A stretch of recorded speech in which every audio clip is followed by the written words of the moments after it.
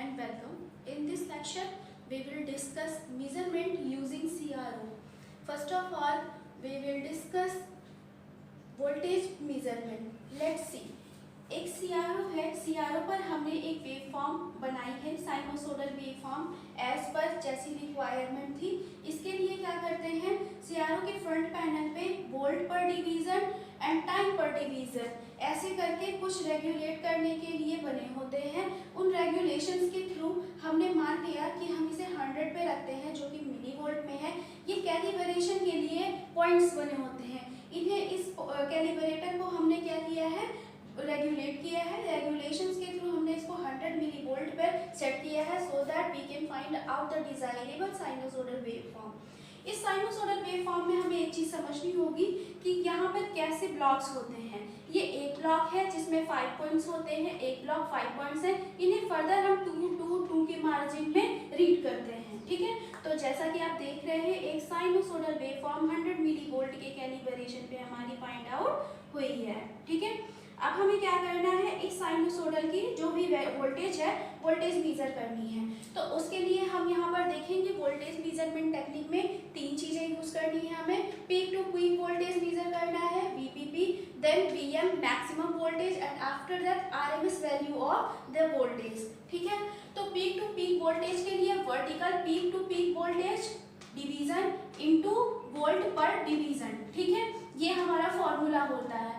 Voltage peak to peak division कैसे निकालते हैं उसके लिए हम आपको बताते हैं कि ये यहाँ से ये वर्टिकल है. ठीक है, vertical peak to peak, this peak to this peak. ठीक है, कितना हमारा वोल्टेज का पीक होगा.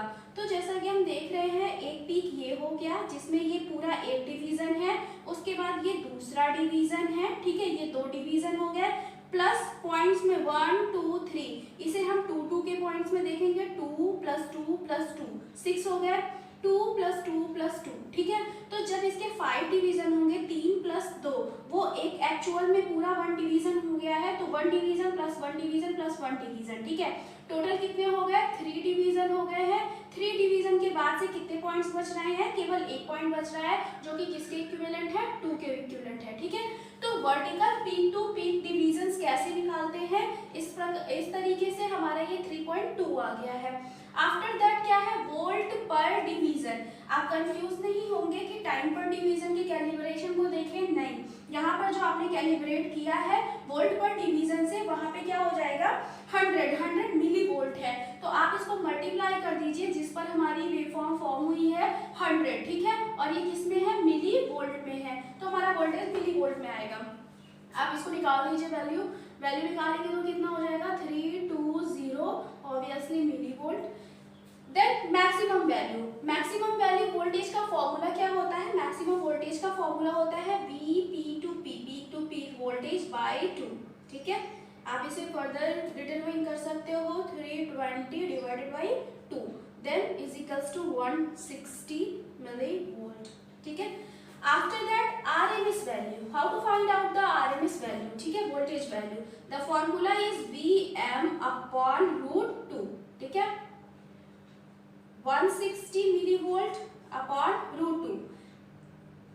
1.414 से इसको डिवाइड कर दीजिए. आई थिंक 113.4 और समथिंग आता है, इसे एक बार चेक कर लेंगे, ये वैल्यू हमारी मिल जाती है. तो इस तरीके से हम CRO पे जो वेव फॉर्म करते हैं, ठीक है, उसमें जो भी वोल्टेज है, वोल्टेज में 3 मेजरमेंट्स मेजर की हमने. एक peak to peak voltage VPP, एक VM मैक्सिमम वोल्टेज और एक क्या है RMS वोल्टेज. वोल्टेज में इतना ही. इसके बाद हम क्या मेजर करेंगे, इसके बाद से हम नेक्स्ट मेजरमेंट को देखें.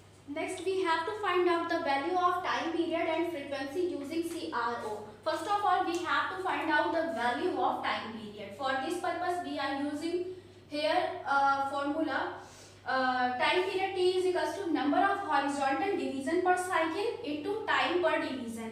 अभी number of horizontal division per cycle क्या है और time division क्या है. ठीक है, तो जो फ्रंट पैनल होता है किसका, CRO का, उस फ्रंट पैनल में 2 नॉब होती है कैलिब्रेटिंग. फर्स्ट नॉब जो हमने वोल्टेज मेजरमेंट में यूज किया है वोल्ट पर डिवीजन के लिए कैलिब्रेट करके हमने उसे 100 मिली वोल्ट पे रखा था. सेम एज इट इज यहाँ पर क्या होता है कि टाइम पर डिवीजन की जो नॉब है उसे मिली सेकेंड में 10 की वैल्यू पर सेट कर देंगे. ठीक है, उसमें प्रीवियसली जो हमारी वेव फॉर्म हुई थी, लाइक एक एग्जांपल लेते हैं, वही एग्जांपल हम लेते हैं और यहाँ पर ये हमारी वैल्यू जो है साइनोसॉइडल वेव फॉर्म ये फॉर्म हुई है। अब इस केस में क्या होगा, टाइम पर डिवीजन तो हमने 10 पे सेट किया है, ये वैल्यू 10 हो जाएगी, but number of horizontal cycle कैसे काउंट करेंगे, जैसे वर्टिकल काउंट किया था वैसे ही हॉरिजॉन्टल। एक डिवीजन में क्या होगा, ये एक डिवीजन में 5 पॉइंट्स होते हैं, तो 1 2 3 यहाँ पे क्या है 3 डिवीजन्स हैं, उसके बाद 1 2 3 ये क्या होते हैं 1 1 जो होते हैं इक्विवेलेंट 2 2 पॉइंट्स के होते हैं, तो ये कितने आ रही है वैल्यू 3.6 आ रही है। तो जो हॉरिजॉन्टल डिवीजन्स है वो हमारी कितनी आ गई है 3.6। देन हम टाइम पीरियड इजीली काउंट कर सकते हैं, time period t is equals to number of horizontal division per cycle. एक इक्विवेलेंट साइनोसॉइडल साइकिल में 3.6 है, 3.6 मेंशन किया, उसके बाद टाइम पर डिवीजन, टाइम पर डिवीजन हमने 10 मिलीसेकंड लिया है, तो हम यहाँ पे 10 रखेंगे और ये मिलीसेकंड होगा, ठीक है। इसके बाद से जब आप वैल्यू निकालेंगे तो ये आ जाएगा आपका 36 मिलीसेकंड, ठीक है, ये आ गई वैल्यू। आफ्टर दैट ये हमारा निकला time period. Now we have to find out the value of frequency. Frequency कैसे निकालेंगे, फ्रीक्वेंसी निकालने के लिए हमें पता है कि frequency f is equals to 1 upon time period होता है, ठीक है, ये क्या होता है inversely proportional to each other होते हैं। फिर उसके बाद से आप क्या करिए, यहाँ पे वैल्यू रख दीजिए 36 मिली पर सेकेंड, दैट मीन्स कि -3 और ये हो जाएगा सेकेंड, ठीक है, पर सेकेंड। तो ये वैल्यू हमारी आएगी, जब वैल्यू आएगी तो ये अप्रोक्सीमेटली आप फिर से इसको कर लीजिएगा कैलकुलेट, 28 हर्ट्ज की अप्रॉक्स होती है, ठीक है, तो 28 हर्ट्ज होती है। तो this is the way by which we can easily measure the value of time period and frequency using CRO। हमारा टॉपिक चल रहा है मेजरमेंट यूजिंग CRO। हमने वोल्टेज मेजरमेंट डिस्कस किया है, फ्रीक्वेंसी मेजरमेंट डिस्कस किया है, टाइम पीरियड डिस्कस किया है, अब टर्न है फेज मेजरमेंट का। फेज कैसे मेजर करते हैं, तो फेज मेजरमेंट के लिए हमारे पास एक टेक्निक होती है। वैसे बेसिकली हम 2 मेथड्स यूज करते हैं, जिसमें से हम पहला मेथड यहाँ पर डिस्कस करने वाले हैं जो ग्राफिकल मेथड है। लाइक CRO में पैनल में आपको क्या हो रहा है, 2 वेव्स जो है वो जनरेट हुई हैं, उनके बीच का जो फेज डिफरेंस है कैसे मेजर करेंगे। तो यहाँ पे हम थोड़ा सा देखेंगे कि the phase difference between 2 wave forms, ये 2 वेव फॉर्म्स गिवन है, एक वेव फॉर्म ये है और थोड़ी सर्टेन डिस्टेंस के बाद से ये दूसरी वेव फॉर्म है। 2 wave forms of same frequency, both are having same frequency, can be measured using CRO in 2 ways, 2 methods when 2 waveforms are given graphically, ठीक। तो फर्स्ट ऑफ ऑल इस पैनल में हम देखेंगे कि जो डिवीजन्स हैं उनमें 2 वेवफॉर्म दी गई हैं। फेज डिफरेंस के लिए एक फॉर्मूला अप्लाई करते हैं यहाँ पर, phi is equals to phase difference in divisions, phase difference in divisions into degree per division। अब ये डिग्री पर डिवीजन क्या है इसे देखना है हमें। पर फर्स्ट वेव फॉर्म के लिए हम टाइम पीरियड कैलकुलेट करेंगे। फर्स्ट वेव फॉर्म 360 कंप्लीट करता है अपना first, second, third, 4, 5, 6 time division में ये क्या कर रहा है, अपना एक पूरी साइकिल कंप्लीट कर रहा है। सिमिलरली सेकंड वेव फॉर्म 1 2 3 4 5 और ये 6, 3 इसके और 2 इसके, ठीक है, तो 3 मतलब both having same time period, ठीक, सेम टाइम पीरियड पे ये अपनी जो 360 की डिग्री वो कवर कर रहे हैं। दैट मीन्स कि 6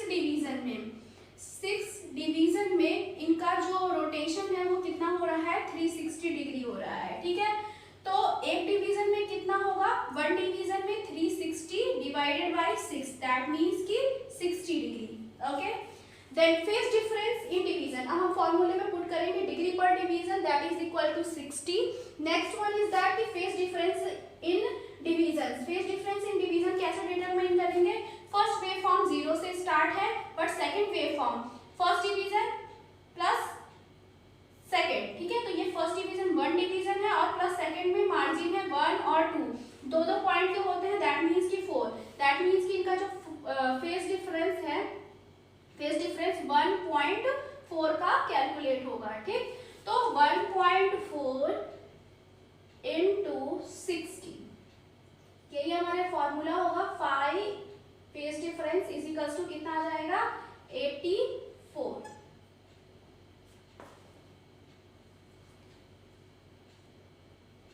So 5 फाई की वैल्यू 84 हो गई। अब हम नेक्स्ट मेथड देखेंगे कैसे हम फेज मेजर मोड को डिटरमाइन कर सकते हैं जब हमारा ग्राफिकल रिप्रेजेंटेशन ना दिया गया हो तब। सेकेंड मेथड है हमारा लिसाजिस पैटर्न मेथड, जिसके थ्रू हम फेस मेजरमेंट करते हैं। ये पैटर्न जो है इसे कहते हैं लिसाजिस पैटर्न। कैसे मेजरमेंट करेंगे? Phase measurement by Lissajous pattern. In this method two sine waves, ठीक है, दो साइन वेव्स लेते हैं of same frequency. Same frequency के दो साइन वेव्स होंगे, आर अप्लाइड टू सीआरओ। इसमें हमें ये ध्यान रखना होता है कि one of which applied to the vertical plate, एक वर्टिकल प्लेट पे अप्लाई करते हैं साइन वेव और अनदर जो होती है वो हॉरिजॉन्टल प्लेट पे अप्लाई करते हैं, ठीक। The CRO is set to operate in X Y mode. हम क्या कर सकते हैं, इसे एक्स x1 डुअल मोड पर अप्लाई कर सकते हैं, या फिर y y1 मोड पे अप्लाई कर सकते हैं, या फिर x y मोड पर अप्लाई कर सकते हैं। Now the obtained pattern is known as Lissajous pattern. ऐसा कोई पैटर्न डेवलप होता है, ये डिपेंड करता है किस फ्रीक्वेंसी पे हमने ऑपरेट किया है, इसे हम लेसाजियस पैटर्न कहते हैं। यहाँ पर हमें ये बताया गया है कि लेसाजियस पैटर्न अगर हमारी जो वैल्यू है, ठीक है, जो साइन वेव हमने लिया है उसका जो फेज है बिटवीन 0 to 90 डिग्री है, तो वो एक एलिप्स मिलेगा, ठीक है। डिफरेंट होते हैं, सर्कुलर होगा, एलिप्स होगा और अलग अलग मेथड के होते हैं ये। बस बेसिकली हमारा बेस लेवल पे जो है वो एलिप्स में ही हम इसको पढ़ेंगे, ठीक है।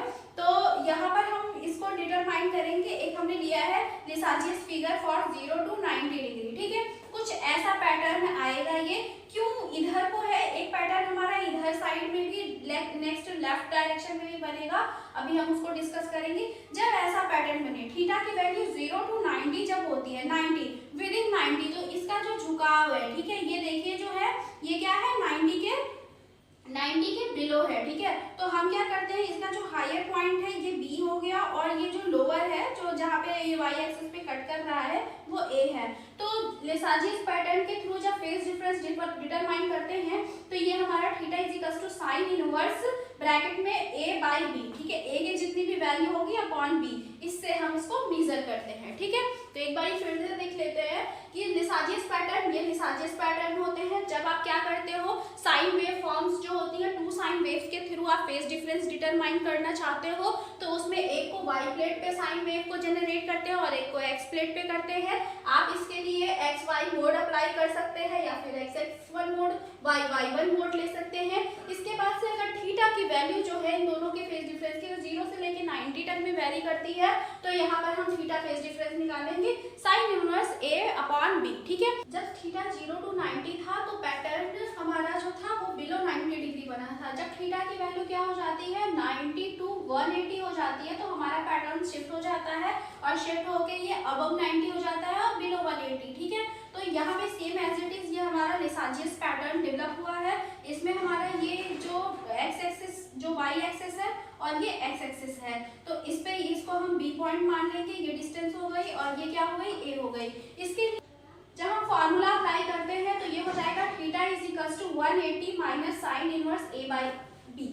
तो यहाँ पर हमने दो मेथड पढ़े। फर्स्ट, जब ग्राफिकल रिप्रेजेंटेशन के थ्रू दो साइनोसॉइडल वेव्स गिवन हो और उनके बीच में हमको क्या निकालना हो, थीटा निकालना हो, ठीक है। तो उसके लिए हमारा फर्स्ट मेथड था। सेकंड मेथड लेसाजियस मेथड था, जिसमें दो पैटर्न थे, एक बिलो 90 के लिए और एक अबव 90 के लिए।